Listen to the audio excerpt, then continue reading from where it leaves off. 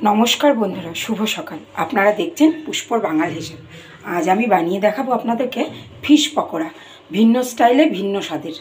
तो सेई जोन्नो देखुन एखाने आमी समुद्रेर गंगार जे आर माछगुलो आछे सेई आर माछेर छोटो छोटो पिस करे केटे निয়েছি। एते एकटुओ काटा नेই, कि फ्रेश माछटा देखेছেন।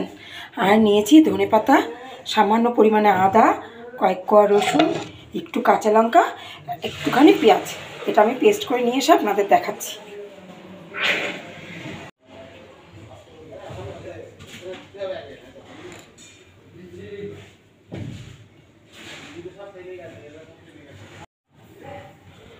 नमस्कार बंधुरा, पुष्पर बांगाल हेसेले आपनादेर स्वागत। आज आमी बानिए देखाबो आपनादेरके फिश पकोड़ा। सेई जोन्नो एखाने फ्रेश किछु आर माछ निয়েছি, এটা নদীর आर माछ।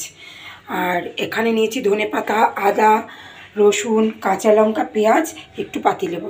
এটা আমি একটা পেস্ট করে নিয়ে এসে আপনাদের দেখাচ্ছি।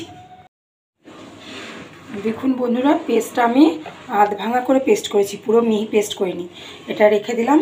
এবার মাছের ওপরে আমি সবার প্রথমে দিয়ে দেবো পাতিলেবুর রস, সামান্য পরিমাণে, খুব বেশি দেওয়ার প্রয়োজন নেই। তারপর দেব পরিমাণ মতন লবণ আর সামান্য একটু হলুদের গুঁড়ো, একদম অল্প পরিমাণে দিয়ে এই পেস্টটা দিয়ে মাছটাকে খুব ভালোভাবে মাখিয়ে নেব।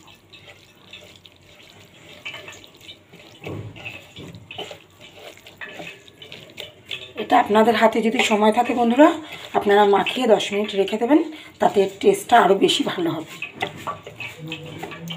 ভালোভাবে মাখানো হয়ে গেছে। এখানে ব্যাটারের জন্য নিয়েছি মুসুর ডালের গুঁড়ো। এটা আমি আগে গুঁড়ো করে রেখেছিলাম 2 চামচ। আর 3 চামচ নিয়েছি বেসন, একটুখানি চিলি ফ্লেক্স আর লবণ, আর কিছু লাগবে না। এটা দিয়ে আমি একটা ঘন ব্যাটার বানিয়ে নেব। এই ব্যাটারটাকেও আপনারা কিন্তু করে 2 মিনিটের জন্য রেখে দিলে রেস্টে খুব ভালো হবে। এইভাবে ব্যাটারটা ঘন ঘন করে আমি মেখে নেব। দেখুন বন্ধুরা, ব্যাটারটা ঠিক এরকম থকথকে করে আমি গুলিয়ে নিয়েছি, আর সঙ্গে একটু দিয়েছি জোয়ান। এবার আমি এই মাছগুলো এর ওপরে দিয়ে দেবো একটা একটা করে। আর মাছগুলো ছোটো রাখার কারণ হচ্ছে খুব ক্রাঞ্চি হবে, টেস্টি হবে, ভেতরটা কুকও হবে। আর তেলটা কিন্তু খুব বেশি গরম করাবার প্রয়োজন নেই। আমি এবার একটা করে নেব আর এই যে তেলের ওপরে এইভাবে ছেড়ে দেবো। দেখুন আমার তেলটা কিন্তু খুব বেশি গরম হয়নি।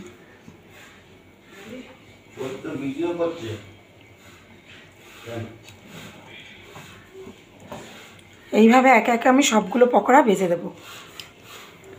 দেখুন বন্ধুরা, প্রত্যেক কটা পকোড়া ছাড়া হয়ে গেছে তেলে। আমি এবার একটা চামচের সাহায্যে উল্টে দেবো। কি সুন্দর ফুলছে দেখুন।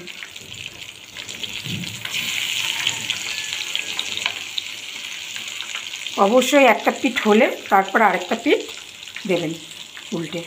পকোড়াগুলো একদম রেডি হয়ে গেছে। সঙ্গে আমি কিছু বাদামও দিয়েছি। বাদামটা ভেজে এর সাথে পরিবেশন করলে খুব ভালো লাগবে।